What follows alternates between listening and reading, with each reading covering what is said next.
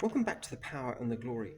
Today's scripture is taken from the book of Romans chapter 5 verses 3 to 4. Before I go any further, please like, share and subscribe. It does make a huge difference to the Google algorithm. And thank you to my existing subscribers for your ongoing support. So I'll read the scripture now. Not only that, but we also glory in tribulations, knowing that tribulation produces perseverance, and perseverance character, and character hope. So this passage of scripture shows that suffering does lead to endurance, which develops character and produces hope.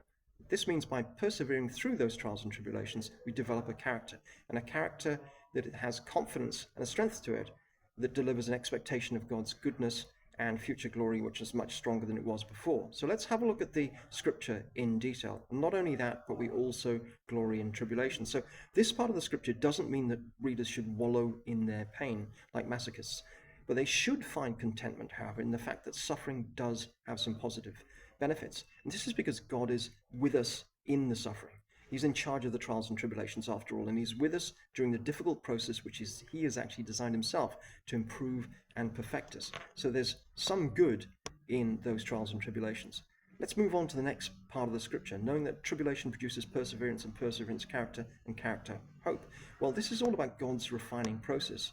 Now, we know that extended suffering hones and purifies the person and burns away all the impurities in our souls. It acts like a refining fire, which both tests us and brings us into a state of faith, which is both strong and authentic. Now, what we know about suffering is that extended suffering also develops a strong character, and over time a character that can withstand any temptation. Now, the importance of character is that the person with it can see that current circumstances, however bad, will soon pass, and that working in faith with perseverance will bring the results that are needed. So character is one of the key components that adds hope to faith. It's almost like a foundation of faith. Hope in biblical terms is different from the regular world because it's faith-backed. Now, biblical hope provides a confident expectation of God's goodness and provision, and it's based on the certainty that God will deliver on his promises. So what's our takeout from this passage of scripture? Well, it's one, God will test us and put us through trials. Two, these trials are there to hone us and refine us.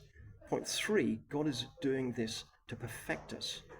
Point four, don't fear, because God is with us during the process to help us. Point five, the trials will help develop our endurance and perseverance. Point six, the perseverance will develop character.